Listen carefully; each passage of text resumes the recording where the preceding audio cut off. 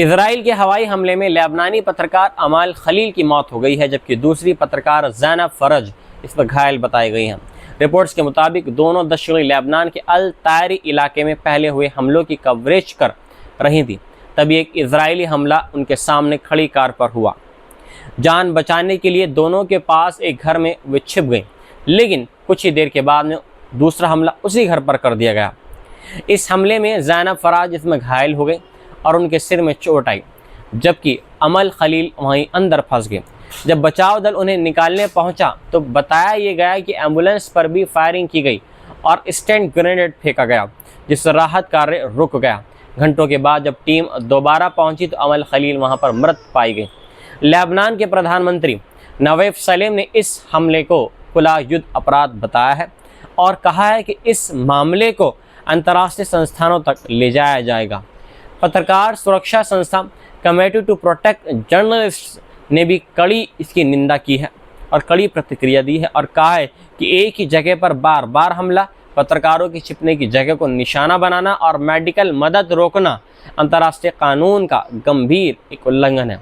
आपको बता दें कि सीज़फायर के बावजूद दक्षिणी लेबनान में इजरायली हमले में अभी भी लगातार जारी हैं। बुधवार को कुल 7 लोग इसमें मारे गए हैं, जो संघर्ष विराम के बाद अब तक सबसे बड़ा एक दिन का आंकड़ा बताया जा रहा है। दूसरी तरफ हिजबुल्लाह ने भी हालिया उल्लंघनों के बाद इजराइल पर रॉकेट और ड्रोन हमले किए हैं। रिपोर्ट्स के अनुसार अक्टूबर 2023 के बाद से गजा में कम से कम 262 पत्रकार मारे जा चुके हैं, जबकि लेबनान में भी 22 मीडिया कर्मियों की जानें इसमें जा चुकी हैं। सवाल अब यह है कि अगर पत्रकार भी सुरक्षित नहीं तो फिर जंग के मैदान में सच कौन दिखलाएगा? क्या जंग के साए में भी ईरान की फुटबॉल टीम अमेरिका जाएगी? क्या मैदान में गोल की गूंज होगी या सियासत का शोर भारी पड़ेगा? इस वक्त की बड़ी खबर यह है कि ईरान ने साफ कर दिया है कि उसकी तमाम सरकारी संस्थाएं 2026 फीफा वर्ल्ड कप 2026 में अपनी राष्ट्रीय फुटबॉल टीम की भागीदारी के लिए पूरी तरीके से तैयार हैं। ईरानी सरकार की प्रवक्ता फातिमा मुहाजिरानी ने सरकारी मीडिया से बातचीत में कहा है कि खेल मंत्रालय और तमाम संबंधित विभागों ने टीम की सफल मौजूदगी के लिए ज़रूरी इंतज़ाम पूरे कर लिए हैं। दूसरी तरफ गियानी इन्फेंटिनो ने भी कहा है कि ईरान ने क्वालिफाई तो किया है, खिलाड़ी खेलना चाहते हैं और खेल को सियासत से अलग रहना चाहिए। याद रहे कि ईरान की टीम अपने ग्रुप मुकाबले में लॉस एंजलिस और सेटल में मैच खेलेगी, जबकि टीम का बेस कैंप टक्सन रखा गया है। इससे पहले डोनाल्ड ट्रंप ने मार्च में कहा था कि ईरानी टीम का स्वागत होगा, लेकिन सुरक्षा को लेकर सवाल भी उठाए थे। जंग शुरू होने के बाद ईरान ने टूर्नामेंट के बहिष्कार का इशारा किया था और अपने मैच अमेरिका से हटाकर मैक्सिको में कराने की मांग भी की थी, लेकिन फीफा ने इसे मानने से इनकार कर दिया था। अब अप्रैल में लागू नाजुक सीज़फायर और इस्लामाबाद में हुई बातचीत के बाद माहौल थोड़ा बदला है, लेकिन तनाव अभी भी ख़त्म नहीं हुआ है। दुनिया की नज़र अब इस बात पर है कि क्या जून में ईरान की टीम अमेरिका पहुंचकर सिर्फ फुटबॉल खेलेगी या फिर मैदान के बाहर भी बड़ा सियासी ड्रामा देखने को मिलेगा, क्योंकि इस बार वर्ल्ड कप सिर्फ खेल नहीं बल्कि दुनिया की ताकतों के बीच एक इम्तहान भी बन चुका है। क्या स्ट्रेट ऑफ हार्मोस अब जंग का अगला मोर्चा बनने जा रहा है? क्या सीज़फायर के ऐलान के कुछ घंटों के बाद ही ईरान ने दुनिया को नया संदेश दे दिया है? इस वक्त की बड़ी खबर यह है कि ईरान ने स्ट्रेट ऑफ हार्मोस में 2 विदेशी कारोबारी जहाज़ों को कब्जे में लेकर अपने तटीय इलाके की तरफ उनका रुख करने का दावा किया है। इस्लामिक रेवोल्यूशनरी गार्ड कॉर्प्स यानी IRGC का कहना है कि इन जहाज़ों ने समुद्री नियमों का उल्लंघन किया है और बिना तालमेल इस रणनीतिक जलमार्ग में दाखिल हुए हैं।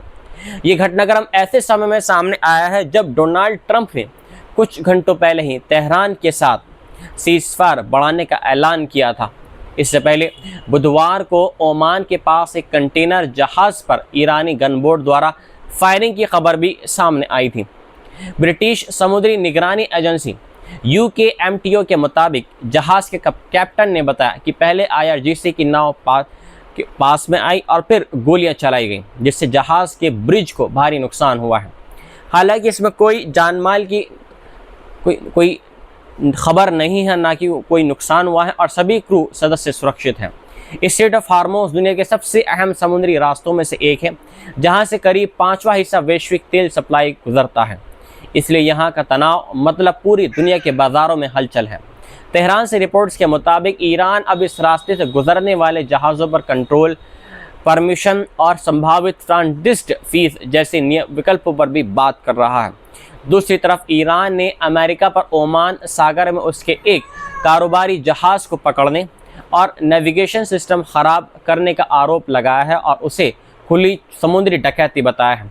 उधर डोनाल्ड ट्रंप ने कहा है कि पाकिस्तान के सेना प्रमुख असीम मुनीर और प्रधानमंत्री शहबाज शरीफ की अपील पर अमेरिका ने अपना हमला टाल दिया था ताकि ईरान अपनी एकजुट पेशकश दे सके, लेकिन अमेरिकी नौसैनिक नाकेबंदी अभी भी जारी रहेगी और सेना इसमें तैयार रहेगी।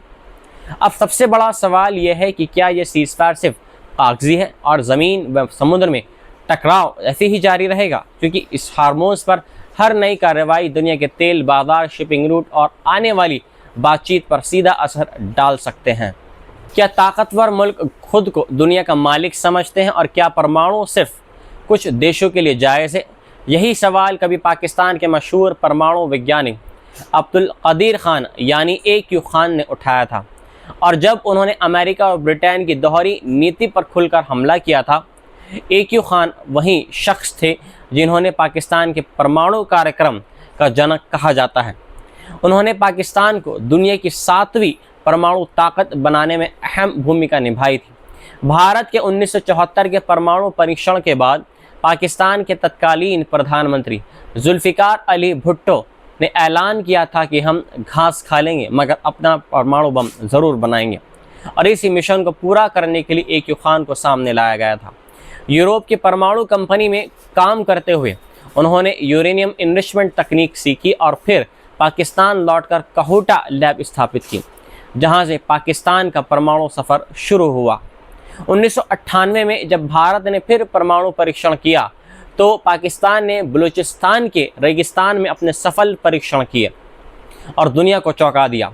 लेकिन कहानी यही ख़त्म नहीं हुई। AQ खान पर आरोप लगा कि उन्होंने ईरान, लीबिया और उत्तर कोरिया को भी परमाणु तकनीक पहुंचाई है।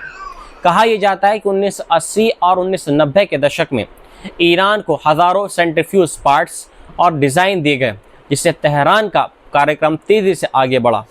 उस दौर में इजराइल पाकिस्तान को परमाणु ताकत बनने से रोकना चाहता था। रिपोर्ट्स के मुताबिक इजराइल ने भारत के साथ मिलकर पाकिस्तान के कहूटा प्लांट पर हमला करने की एक योजना तैयार कर ली थी, लेकिन ये योजना पूरी तरीके से कामयाब नहीं हो सकी। बाद में पूर्व मोसाद प्रमुख शबाती शवीत ने अफसोस जताया था कि अगर उन्हें मालूम पड़ जाता कि AQ खान की असली योजना ये है तो वे उन्हें जल्द से जल्द ख़त्म कर देते। 2004 में AQ खान ने टीवी पर आकर माना कि उन्होंने ईरान, लीबिया और उत्तर कोरिया को तकनीक दी है, लेकिन साथ ही ये भी कहा कि उन्होंने सब कुछ अकेले किया है और पाकिस्तान सरकार इसमें बिल्कुल भी शामिल नहीं थी। उन्हें माफ़ी भी दे दी गई थी। AQ खान का मानना